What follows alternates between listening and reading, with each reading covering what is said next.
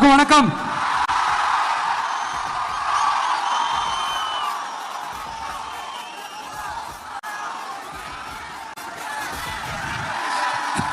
கிட்டத்தட்ட ஒரு 910 நாட்களுக்கு மேல உங்க மண்ணுக்காக போராடிட்டு இருக்கீங்க. உங்க போராட்டத்தை பத்தி ராகுல் ஒரு பையன், சின்ன பையன் பேசினது நான் கேட்டேன். அந்த குழந்தையோட பேச்சு மனசு ஏதோ செஞ்சிருச்சு. உடனே உங்க எல்லாரையும் பார்க்கணும்னு தோணுச்சு. உங்க எல்லாரையும் கூட பேசி ஆகணும்னு தோணுச்சு. உங்க எல்லாரும் கூட நான் நிப்பேன், நீ தொடர்ந்து நிப்பேன் சொல்லணும்னு தோணுச்சு. ஒவ்வொரு வீட்டுக்கும் ரொம்ப முக்கியமானவங்க அந்த வீட்டில் இருக்கிற பெரியவங்க தான். அதே மாதிரி தான் நம்ம நாட்டுக்கு ரொம்ப முக்கியமானவங்க உங்களை மாதிரி விவசாயிங்க தான். அதனால உங்களை மாதிரி விவசாயிகளோட காலடி மண்ணை தொட்டு கும்பிட்டு தான் என்னோட பயணத்தை தொடங்கணும்னு ஒரு முடிவோட தான் இருந்தேன். அதுக்கு சரியான இடம் இதுதான் எனக்கு தோணுச்சு. என்ன, உங்க வீட்டில் இருக்கிற ஒரு மகனா என்னோட கள அரசியல் பயணம் உங்களோட ஆசீர்வாதத்தோட இங்கிருந்து தான் தொடங்குது. சரி, அதை விடுவோம். நம்மளுடைய முதல் மாநில மாநாட்டில் நம்ம கட்சியினுடைய கொள்கையை பத்தி நான் எடுத்து சொன்னேன். அதுல ஒண்ணுதான் இயற்கை வள பாதுகாப்பு. சூழலியல் மற்றும் காலநிலை நெருக்கடியை எதிர்கொள்ளக்கூடிய இயற்கைக்கு ஊறு விளைவிக்காத பகுதிசார் மாநில வளர்ச்சி பரவலாக்கம். இதான் நாம் அறிவிச்ச அந்த கொள்கை. இதான் நான் இங்க சொல்றதுக்கு காரணம் ஓட்டு அரசியலுக்காக இல்ல.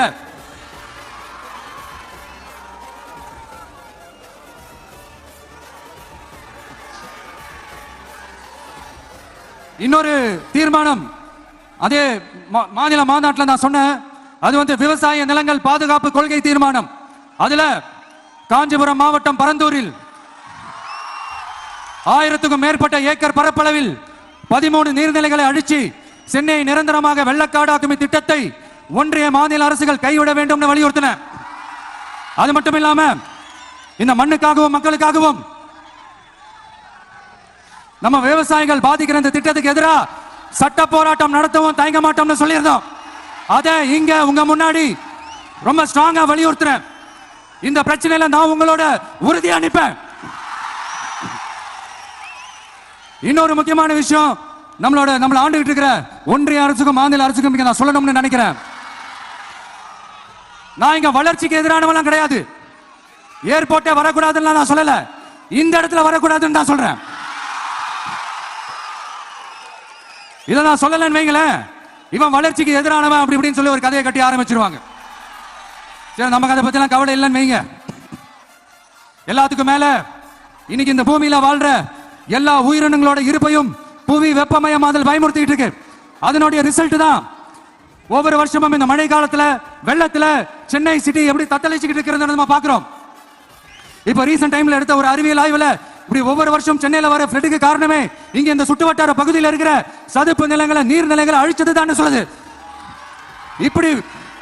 இப்படி ஒரு சூழல் இருக்கும் போது 90% ஆஃப் விவசாய நிலங்கள் 90% ஆஃப் நீர்நிலைகளை அழிச்சு இங்க அந்த பரந்தூர் விமான நிலையத்தை கொண்டு வரணும்னு எடுக்கிற அந்த முடிவை எந்த அரசா இருந்தாலும் அது மக்கள் விரோத அரசா தான் இருக்க முடியும். இப்ப சமீபத்தில் நம்ம அரிட்டாப்பட்டி பகுதியில் அந்த டங்ஸ்டன் சுரங்கம் அமைக்கிறதை எதிர்த்து தமிழ்நாடு அரசு ஒரு தீர்மானம் ஒன்று கொண்டு வந்தாங்க.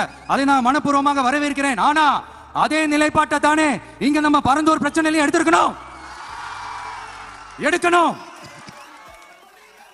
எப்படி அரிட்டாப்பட்டி பகுதி மக்கள் நம்ம மக்களோ அதே மாதிரி தானே பரந்தூர் மக்களும் நம்ம மக்கள்.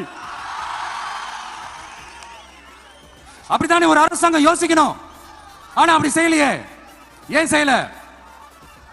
ஏன்னா இந்த விமான நிலையத்தையும் தாண்டி இந்த திட்டத்தில் அவங்களுக்கு ஏதோ ஒரு லாபம் இருக்குது. அத நம்ம மக்கள் தெளிவா புரிஞ்சு வச்சிருக்கிறாங்க. நம்மளுடைய ஆட்சியாளர்களுக்கு ஒரு சில கேள்விகள். நீங்க எதிர்கட்சியா இருக்கும் போது 8 வழிச்சாலையை எதிர்த்தீங்க, அந்த காட்டுப்பள்ளி துறைமுகத்தை எடுத்தீங்க. அதே தானே இங்கேயும் அதே நிலைப்பாடு தானே இங்கேயும் எடுக்கணும். அது எப்படி நீங்க எதிர்கட்சியா இருக்கும் போது விவசாயிகளுக்கு ஆதரவு, ஆளுங்கட்சியா இருக்கும் போது விவசாயிகளுக்கு எதிர்ப்பா? இது எனக்கு புரியலையே.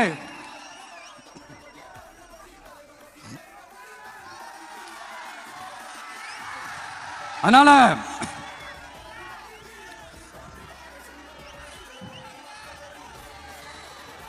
இனிமேலும் சொல்றேன், உங்க நாடகத்தெல்லாம் பார்த்துக்கிட்டு மக்கள் சும்மா இருக்க மாட்டாங்க.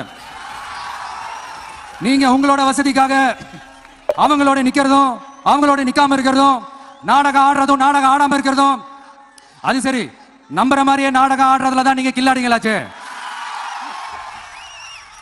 அதையும் மீறி நம்ம விவசாயிங்க உங்க போராட்டத்துக்கு எதிராக போராடினாங்கன்னா பிரச்சனை தான். அதனால இனிமேல் உங்க நாடகத்தை பார்த்துக்கிட்டு மக்கள் சும்மா இருக்க மாட்டாங்க. உங்களோட இந்த விமான நிலையத்துக்காக நீங்க ஆய்வு செஞ்ச இடத்தை மறு ஆய்வு செய்யணும்னு ஒன்றிய அரசுக்கும் மாநில அரசுக்கும் நான் கேட்டுக்கிறேன்.